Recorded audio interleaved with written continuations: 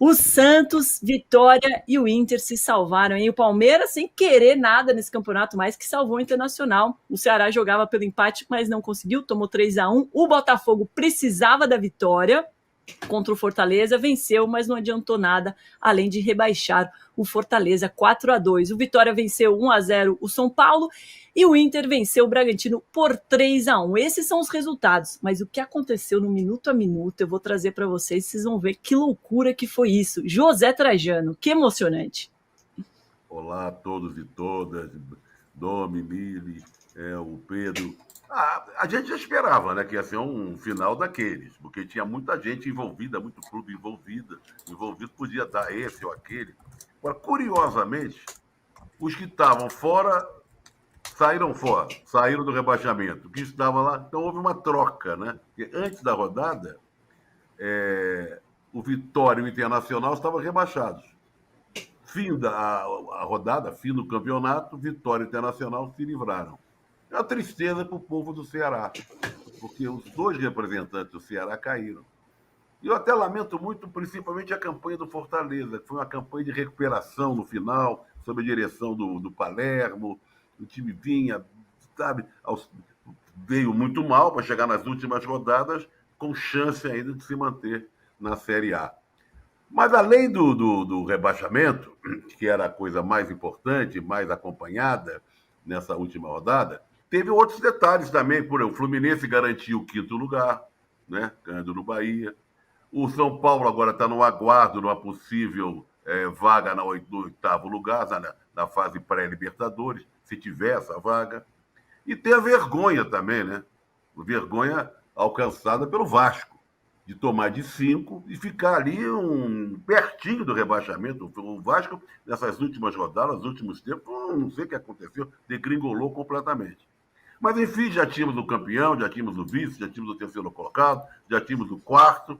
Parabéns ao Mirassol, que coisa. Conseguimos agora saber quem é o 5º, o Fluminense. Que campanha do Fluminense com o Zubeldia, né? O Zubeldia está de parabéns, porque ele saiu meio enxotado, uma parte da torcida não gostava, sei lá o que, foi para o Fluminense e fez um brilhante trabalho. Enfim, uma última rodada muito interessante, muito emocionante. E agora o brasileiro começa em janeiro, e daqui a pouco tem o brasileiro de novo. Cara, o Ceará tem que se benzer, porque realmente, assim, pegou a pior rodada. A gente já tá falando isso há muitos fins de papo. E aí não teve jeito nessa última rodada do Brasileirão, que realmente não foi emocionante para os outros times, mas para esses que estavam lutando contra o rebaixamento, meu amigo, sério, foi assim, ó, de perder o fôlego, perder tudo, perder a dignidade. Porque começou a rodada com Vitória e Inter sendo rebaixados. Aí Ceará, Palmeiras e Fortaleza fizeram gols aos 16 minutos. E o Cruzeiro também, só que aí foi anulado. Gol do Gabigol bem anulado. E aí, Inter e Vitória continuavam caindo. Só que aos 25 e aos 26, o Santos marcou 2 gols. 2 gols do Tassiano, que para mim é o nome dessa rodada. Daqui a pouco a gente vai falar sobre ele. E caíam Vitória e Inter caindo. Mas se o Inter fizesse o gol, era o Ceará que caía. E aí o Inter até chutou uma bola na trave, mas não entrou, então a gente foi pro intervalo assim. Só que aí aos 4 do segundo tempo, o Inter fez o gol e caiu Vitória e Fortaleza. E depois vieram os 2 do Palmeiras, e aí caiu Vitória e Ceará, depois veio o gol do Vitória, e aí pênalti pro Inter, gol do Inter, aí caiu Fortaleza e Ceará, e aí foi assim até o final. Loucura demais, Trajano. O futebol é muito imprevisível, né? Porque se tivesse aquela história, merecimento, ainda bem que não tem, né?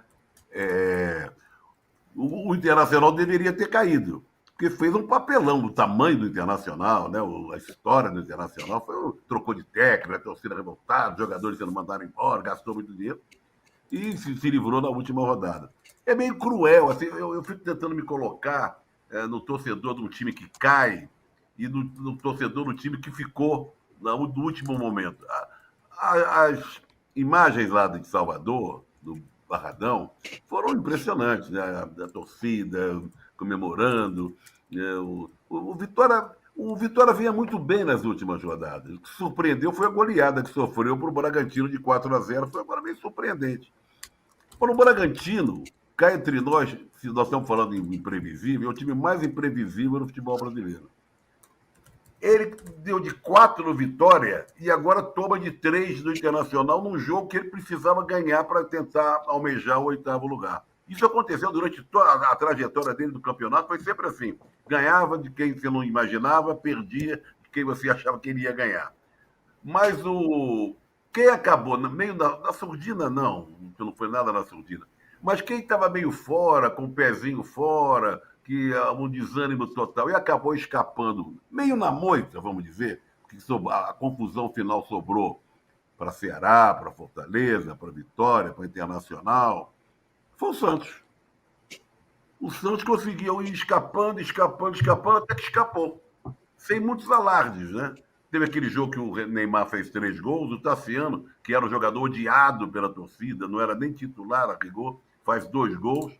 Então, o Campeonato Brasileiro tem essa coisa, né?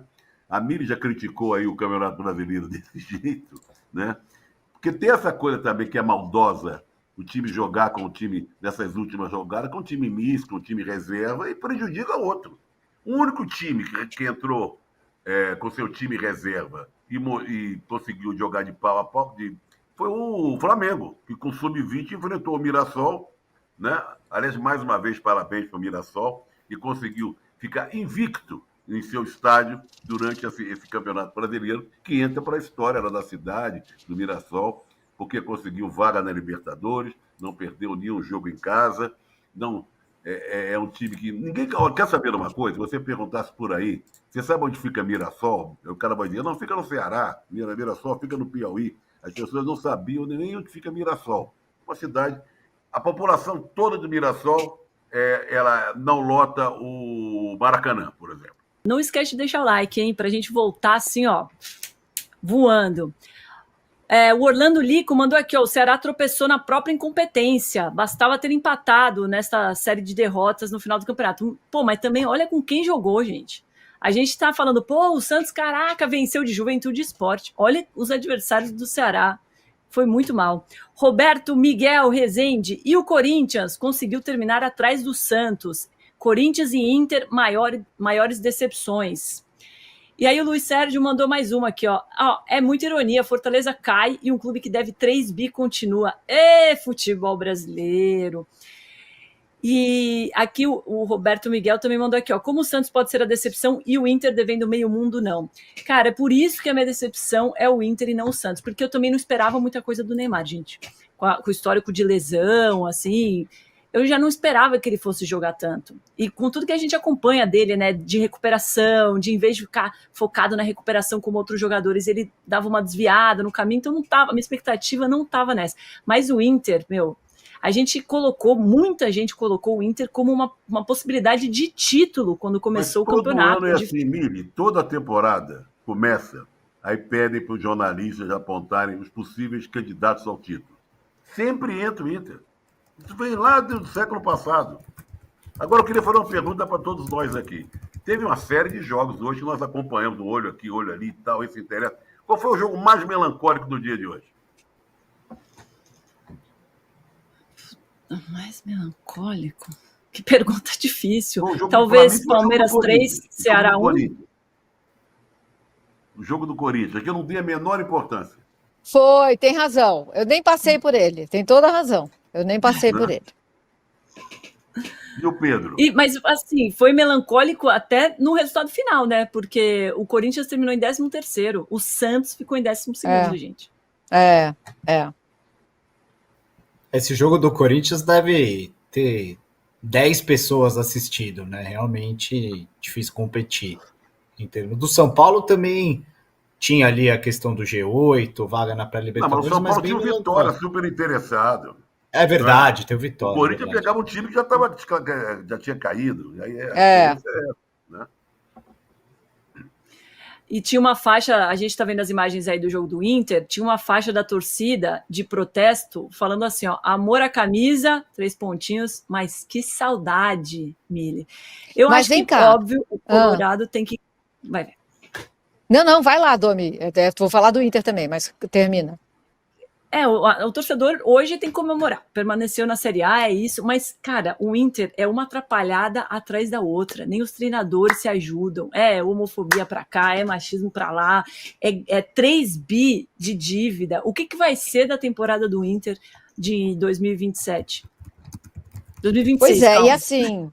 E a torcida não foi ao Beira-Rio, né? O Beira-Rio não estava cheio. Assim, a torcida meio que jogou na mão de Deus essa. E Deus estava olhando para o Inter de alguma maneira. O Inter começa essa temporada com o Roger, né? Jogando o fino. Aquele Internacional do começo do campeonato era um time que jogava uma bola muito, muito bonita. Teve uma crise extra-campo, eu estava falando com o Casão antes da gente entrar aqui. O Casão me lembrou disso. Vocês lembram da crise extra-campo? Alguma coisa que envolvia jogadores e uma balada e uma traição ou várias traições, e foi depois disso que o Casão me lembrou bem, assim, que o Inter degringolou, né? Veio o Ramon Dias, assim, gente, eu não sei porque, se eu trabalhasse tão mal quanto o Ramon Dias vem trabalhando, quem me contrataria? Ou qualquer um de nós, assim. O Ramon Dias vai para um clube, faz um trabalho medonho e segue sendo contratado, é realmente fascinante. Não apenas isso, mas também comete crimes verbais, né? É misógino e machista. Aí vem o Abel, e fala, não basta misoginia e machismo, agora vamos atacar de homofobia também. E foi esse Inter aos barrancos que se salvou. Uma vergonha, inclusive para a torcida do Inter, que é consciente, né? Então foi uma vergonha mesmo, e a torcida não foi, tá, gente? Assim, eu vi os primeiros 20 minutos de jogo, só a torcida chegou depois, porque o Beira-Rio estava semi-cheio. E tinha até um protesto não, né? Mas torcedores do Grêmio comprando ingresso para ver o Inter sendo rebaixado. No final não deu, né? Acho que teve uma sorte aí. Será que a gente pode falar isso, Trajano? Porque nem a torcida estava ajudando tanto o Inter hoje. Mas o pessoal do Grêmio não pode cantar muito de galo também, não, porque foi uma campanha medíocre, né? A campanha do Grêmio também foi medíocre. Claro, não teve a beira do rebaixamento, quase ali a beira do rebaixamento, mas não mostrou nada nessa temporada. Claro, se o principal rival caísse, eles iam festejar. Mas não tinha cantar de galo, ficar tirando sarro. No final das contas, os dois sobreviveram.